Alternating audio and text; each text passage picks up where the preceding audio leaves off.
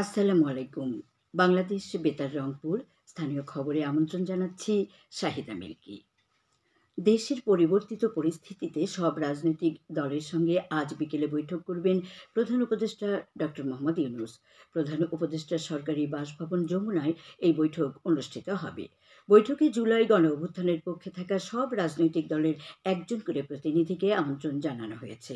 এদিকে গতকাল সন্ধ্যায় বিএনপি, জামায়াতে ইসলামী ও এনসিপির প্রতিনিধি দলের সঙ্গে যমুনায় প্রধান উপদেষ্টার বৈঠক অনুষ্ঠিত হয়। যথাযোগ্য মর্যাদায় আজ দেশে জাতীয় কবি কাজী নজরুল ইসলামের ১২৬তম জন্মবার্ষিকী পালিত হচ্ছে। কাজী নজরুল ইসলামের অগ্নিঝরা লেখনী শোষিত বঞ্চিত মানুষের অধিকারের কথা বলে এবং তাদেরকে অন্যায়ের বিরুদ্ধে প্রতিবাদ করতে শেখায়। নজরুলের অমর সৃষ্টিকর্ম ব্রিটিশ বিরোধী আন্দোলন, স্বাধীনতা আন্দোলন এবং মহান মুক্তিযুদ্ধ সহ সকল আন্দোলন সংগ্রামে জনগণকে প্রেরণা ও উৎসাহ জুগিয়েছে। এদিকে প্রধান উপদেষ্টা ডক্টর মোহাম্মদ ইউনূস দিবসটি উপলক্ষে তাঁর স্মৃতির প্রতি গভীর শ্রদ্ধা জানিয়ে বাণী দিয়েছেন। এবছর দিবসটির প্রতিপাদ্য হল ২০২৪ সালের গণঅভ্যুত্থান, কাজী নজরুলের উত্তরাধিকার। দিবসটি উপলক্ষে সরকারি কর্মসূচির পাশাপাশি বিভিন্ন রাজনৈতিক, সামাজিক ও স্বেচ্ছাসেবী সংগঠন বিস্তারিত কর্মসূচি গ্রহণ করেছে।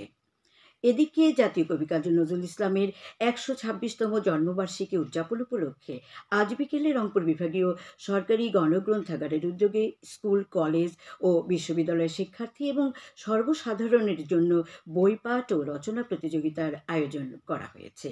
এছাড়া বিভাগীয় গণগ্রন্থাগার আয়োজিত ৩ দিনব্যাপী পুস্তক প্রদর্শনী আগামীকাল পর্যন্ত অব্যাহত থাকবে।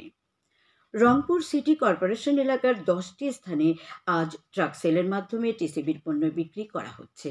স্থানসমূহ হচ্ছে বাংলাদেশ ব্যাংকের মোড়, দর্শনা মোড়, মেডিকেল মোড়, Kamarpara bus stand, Lalbagh rail gate, Angurmia bridge সংলগ্ন এলাকা, হনুমানতলা ফায়ার সার্ভিস মোড়, ডিসি অফিস ও জেলা স্কুল মোড় সংলগ্ন এলাকা।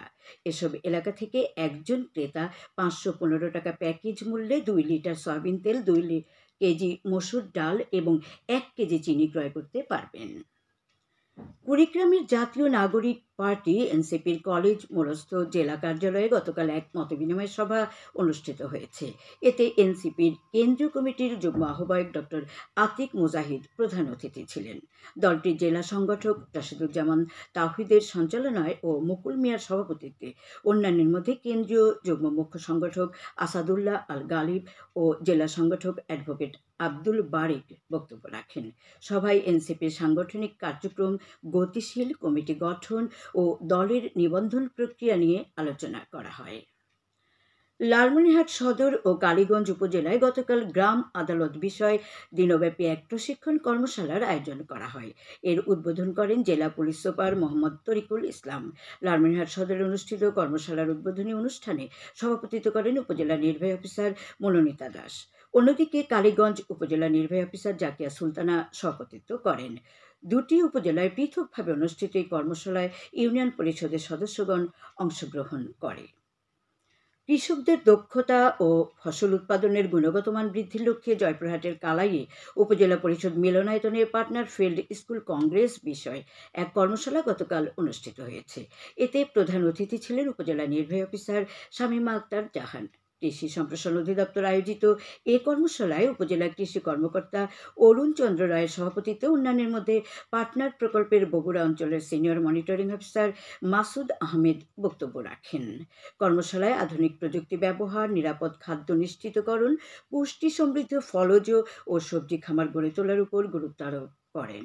এতে বিভিন্ন সরকারি দপ্তরের কর্মকর্তা, জনপ্রতিনিধি, সাংবাদিক, এনজিও প্রতিনিধি ও পার্টনার ফিল্ড স্কুলের সদস্যগণ অংশ নেয়।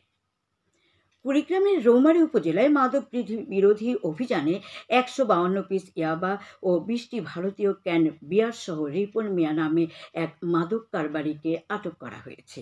গোপন সংবাদের ভিত্তিতে উপজেলার চর নতুন বন্দবের রিপন মিয়ার বাড়িতে গতকাল এই অভিযান চালিয়েছে পুলিশ। আটককৃত ব্যক্তির বিরুদ্ধে মাদকদ্রব্য নিয়ন্ত্রণ আইনে মামলা করা হয়। পরে তাকে আদালতের মাধ্যমে জেল হাজতে পাঠানো হয়। এখন শুনুন কৃষি সংবাদ। চলতি মৌসুমে জয়পুরহাটের আক্কেলপুর উপজেলায় ৮০ হেক্টর জমিতে ভুট্টা চাষ হয়েছে। উপজেলা কৃষি অফিস জানায়, এবছর ভুট্টা উৎপাদনের লক্ষ্যমাত্রা নির্ধারণ করা হয়েছে ১,২৭১ মেট্রিক টন। আবহাওয়া ভালো থাকা এবং কৃষি বিভাগের তদারকির কারণে উৎপাদনের লক্ষ্যমাত্রা অর্জিত হবে বলে আশা করা হচ্ছে। ইতিমধ্যে ৫০ ভাগ ভুট্টা মাড়াই হয়েছে বলে জানা গেছে। সবশেষে আবহাওয়া। আজ সন্ধ্যে ৬টা পর্যন্ত পূর্বাভাসে বলা হয়েছে, দেশের অভ্যন্তরীণ নদীবন্দরগুলোর জন্য কোনো সতর্কবাণী নেই এবং কোনো সংকেতও দেখাতে হবে না। খবর শেষ হলো। আমাদের পরবর্তী স্থানীয় খবর প্রচারিত হবে বেলা ২টা ৫ মিনিটে।